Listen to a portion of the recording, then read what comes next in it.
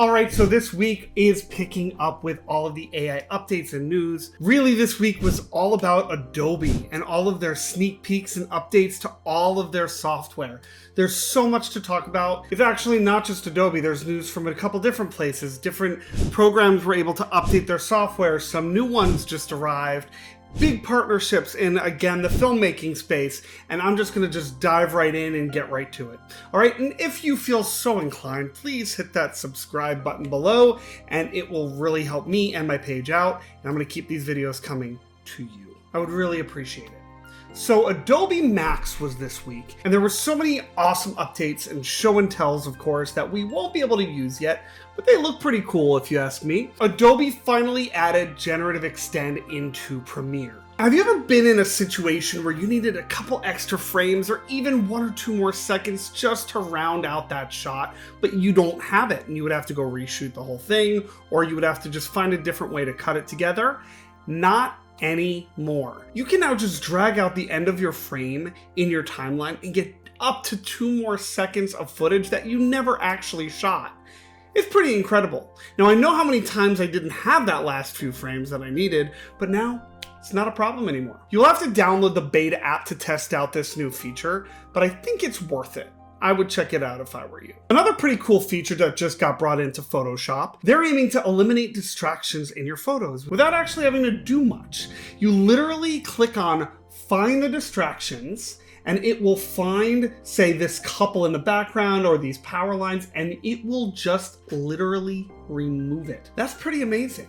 I know how hard it is sometimes when you were trying to just drag the pen around and you're just trying to select it, but it doesn't select the whole object, or trying to get around these little wires.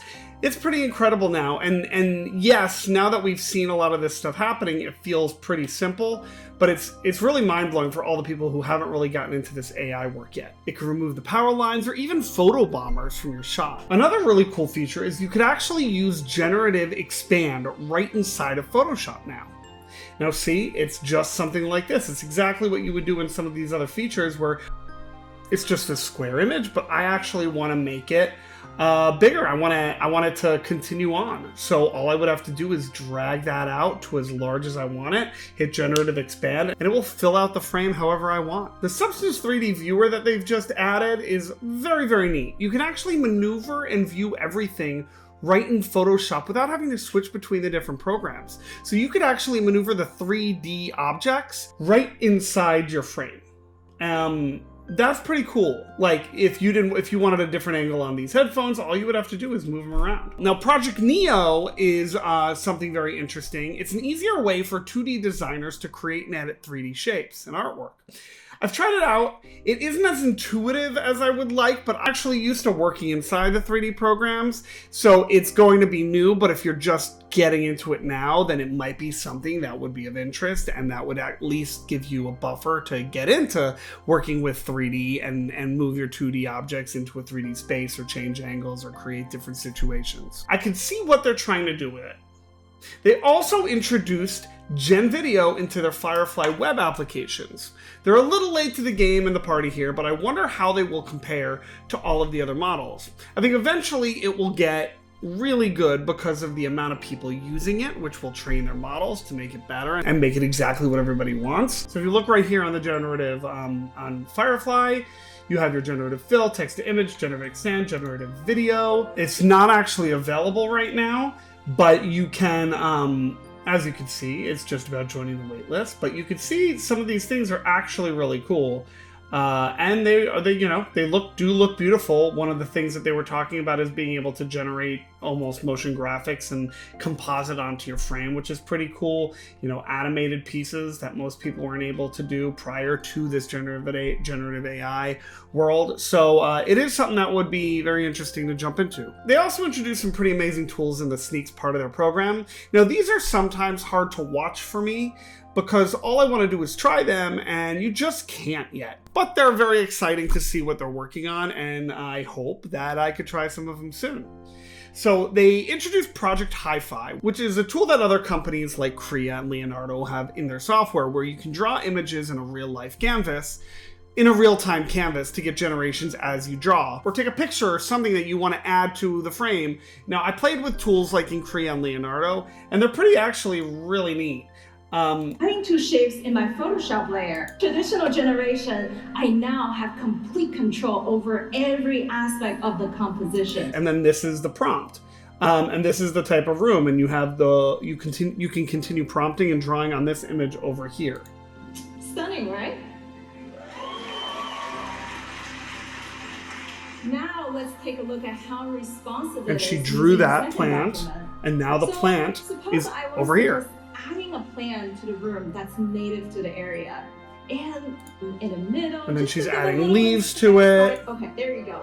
And turn it higher to capture now the she area. just drew a couch. So let's give it a go. Press done. Maybe we can give it a new prompt. A bright orange couch with colorful cushions. And I know, don't judge me. There's never too many cushions in my couch. Let's give it a try. And just with simple vectors, we now have this couch rendered pretty beautifully. Cool. It's just an orange shape and purple pillows. And then you can put it in the scene. Prompt. Love it. You don't have to. And so it's a really interesting way to just plan out or create a photo. Now, Project Remix a lot for Illustrator was pretty sweet. You can take mock-ups in one format and repurpose them in all different sizes, and it will move around the text and imagery pretty well to fit the new size. I've had to do this a lot where you actually have to move the picture around, move the text, try and reorder everything. See, you usually would try and do that, and obviously you're shrinking the different text and you're shrinking the different images. But no worries, Project Remix a lot to our rescue. Watch this. I have this layout variation feature right here, and it can remix my design in different standard sizes. Now that's really cool, because if you look right here, it takes this text, it puts it up here, it aligns this, it's shrinking the castle down, shrinking it here, it's putting the information. Some of it actually created a new black line down here, it took the tree over here. It's taking everything that you have and repurposing it. I think that's fantastic. And sometimes it would take a lot of skill to actually get like that, and to automatically have that done in seconds. You can even blend inspirations with your designs to see what mashups could look like. Check this out. Style reference here. And now I'm excited to see how this one shapes up. And Shazam! There it is! So that's the reference over here. And this is the poster that they're creating. So they took that reference and then made it look like that. And they didn't really have to do much to actually make that possible. So Project Scenic looks absolutely rad. Now you can generate 3D scenes from text prompts, and it allows you to then move around the scene in 3D to create different camera angles, build out the rest of that scene, and then you can create a 2D image from that. Now, it sounds a lot like what Midjourney is trying to do, because they're not trying to make 3D objects, but they're trying to create images and then allow you to go through them. This looks exactly like that would be. So let's check this out for a second. Let's wait for the result. Yeah, great. This is the campsite. So they generated a 3D campsite, okay? So that's the first thing. And I can edit it further, like move the position They're moving it around. or change the camera perspective generation. It will consider both the exact Now check this out. as we are seeing here. Yeah. Here Then it generates the imagery. That's cool. Watch this though. Let's wait for a little bit. Yeah, here Now they want more tents. A bigger scene. Look at the result. It's just creating. And then if you look right here, they basically created a whole forest with the tents in the middle. Now the coolest part is when they turn it back into the 2D image, right? In the bigger project. Yeah. Yeah, done. This is my dream campsite. See, they've got the tents, they've got the forest, then they put the text. I mean, that's awesome. It just makes people a lot more creative and be able to iterate. That takes a number of their tools and puts it into a pretty intuitive workflow. Now, Project Supersonic is pretty amazing. You can actually just prompt any sound effect that you want in a video. If you have a creek that you have and then you're just like, okay, well, I want to just generate this creek sounds.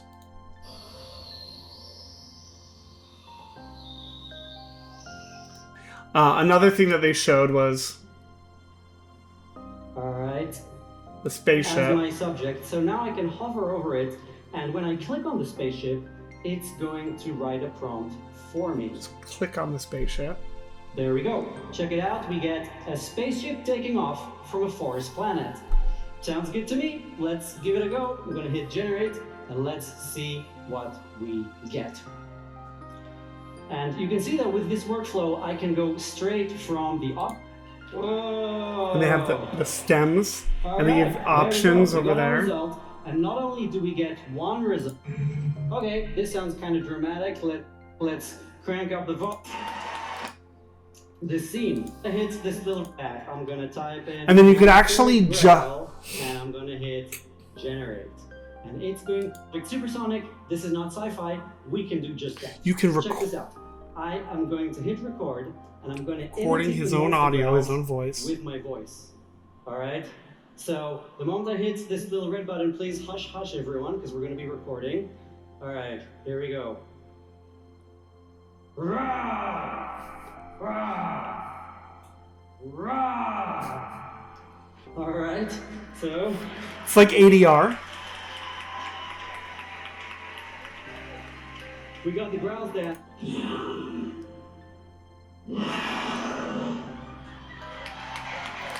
How cool is that? Project Turntable is pretty awesome. In Adobe Illustrator, you can take 2D vector art, literally just rotate the image around like it's a 3D object, and it's going to maintain all of those points and that vector object, so it is perfectly sized from every angle. Now, after the rotation, it keeps the original shape as well. It just allows you to be that much more creative without adding hours to your workflow to try and keep this going. Take a look at this. Simply select the shape and click this Generate Views button. And then I can just rotate the shape by simply dragging the slider.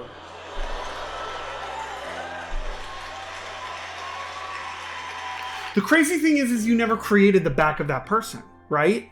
That's where it's really, really interesting. Project in Motion is pretty awesome. There's a much easier way to animate absolutely anything. Now, it reminds me a lot of Fable Prism and everything you can do in that program today. It gives you presets of animation, so you can assign it to any object and it can automatically animate. And once you have your animation, you can even change it to any style. All of this you can do in Fable Prism, and some of it you could do with Jitter, both programs I've talked about before in the past, and I'll leave a link to that there. Now, this is going to come in handy in the Creative Suite, though. Take a look at this. To morph this picture into this letter. So I can go to This is exactly what it looks like in and Jitter. specify the letter and the picture as the two keyframes. And let's take a look at the results. So you can see that the picture is gradually morphing into this letter. Perfect Blend is such a helpful tool also when you want to blend different images together. When you're compositing something, it can take a lot of time and know-how, and this tool is going to take a lot of that work from you, and it will just adjust the shadows, the color, even the lighting to blend everything naturally. When you want to generate a new background, it will also blend that perfectly with the subject that you have in the foreground. Okay, but I got more. See, look at this. No one forgets about the fluffy friend. So, this is a photo of my cat, and you know what's the deal. Remove background. But now it doesn't look right. Our model is not just for human, it also generalizes to objects and animals. And then it makes the cat blend perfectly. Look at It's awesome. Okay, let's talk about all the non-Adobe related news. Meta just partnered with Blumhouse to get feedback on their latest movie gen tool. Now they're the studio behind Get Out and Megan. Now they're teaming up with Meta to use AI in filmmaking. Now they're launching a program to get feedback from creative professionals on how AI could actually transform the entertainment industry. They gave these tools to some of their filmmakers, Anish Chaganty, the Spurlock sisters, and Casey Affleck, to name a few. Now Anish made a short film already talking about his use with AI, and it was pretty emotional, and he really got to a point that shows why you would use it and how awesome it is and how great for the new generation to come up and be able to have these tools to play with. Now, they're not looking to replace human creativity. Instead, they're saying that they want AI to enhance it, making the filmmaking process more efficient, opening up new creative possibilities. Who better to guide the way these products are developed and turn out than the people who are going to be using the tools when they're ready to be used? Now, is this what the creative community will need to finally realize that these tools can only help them? We'll see. And Google's Notebook LM just added more customization to audio overviews, which has been awesome. These audio overviews, if you haven't played with them, I'm going to leave a link below. You have to check it out. Basically, you can take all of your items, you can do a portfolio, you can do bios, you can do schoolwork, whatever it is you want, put it in the knowledge base, and then they're going to give you basically study guides, and then you can actually generate a podcast from the information that you've provided. And I'm sure you've been hearing some of these podcasters. There's 2 podcasters, some animators and some AI artists have given faces to, but they've already updated this software. So now you can actually customize and focus your audio overviews on the topics that you want as well. You can also enable the ability to listen to these podcasts while you're working elsewhere in the app, which was not available before. This tool is one of my favorites, and I know they're working on the ability to pass notes to the podcaster, so actually asking questions to these AI podcasters in the middle so they can keep focusing on what you're wanting to do. I'm sure they're going to change the voices as well, which will be great and allow you to customize that. I'm excited to see where this tool goes. Now, one of my favorite search tools is Perplexity, and they just got a really awesome enhancement. Now, if you're a pro member or an enterprise member, you can now upload all of your own files and research, and Perplexity will now have access to that information like a knowledge base, so you can actually access all of your files from Perplexity, and it can be focused on. This is great because I really love how Perplexity organizes their information, and it seems similar to Anthropic projects, and generally anything else with a knowledge base. Even ChatGPT has that, but Perplexity is one of my top tools out there, so I would go there first. It's not going to be able to access any information that you do not upload yet, so it's not searching through your files. I'm sure there's an enterprise solution to that coming from Perplexity on that as well. So I would check that out. I'm not sure how I feel about this next one. I personally would never use it, but HeyGen just launched its interactive avatar features, and it can actually take video calls for you. You can have it join a Zoom meeting, and it will talk, listen, and interact on your behalf with others in the Zoom call. This one is moving in the direction of a little creepy for me. I don't want to have a conversation with anyone's avatar. I would probably skip this one if possible. I hope it doesn't get to the point where you are having all your first interviews for jobs with HR avatars to pass their initial test. I'm not sure. There could be a reason to use it. Tell me what it is. Suno launched Suno Scenes feature to their phone app, and I've got to say this is pretty clever. Have you ever thought you needed a soundtrack to your life?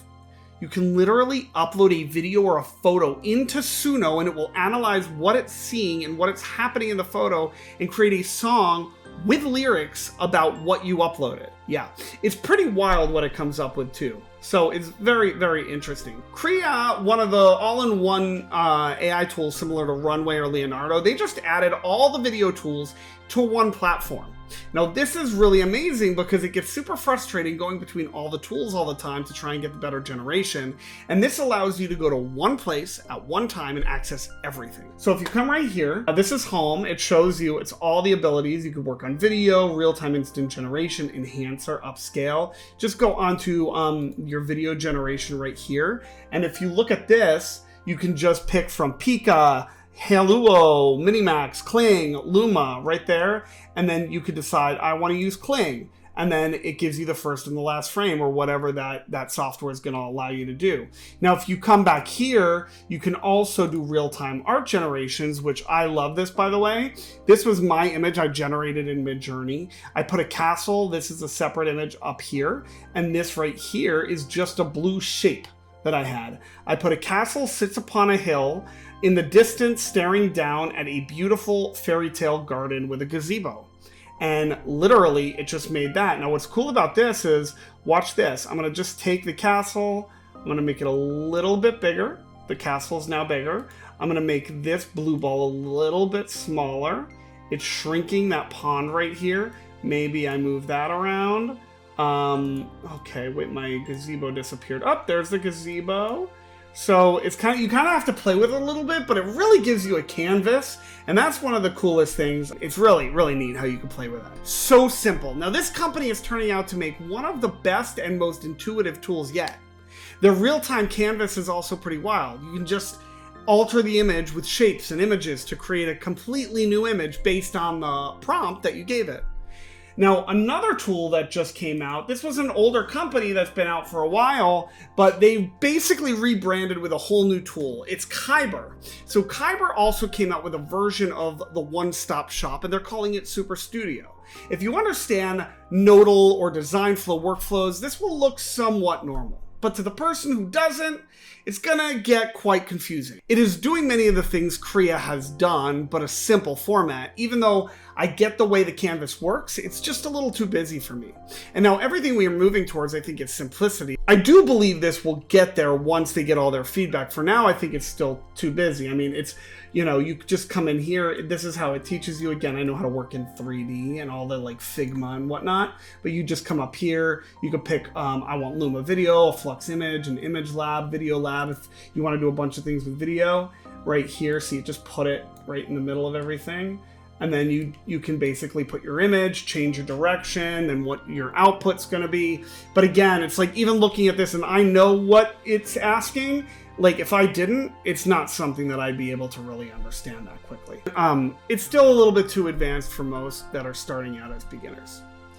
I'm sure I missed some stuff, but man, there was a lot today, so I am going to continue to sift through more updates, and anything I might have missed, I'm just gonna put on the next video. So I'll see you next time.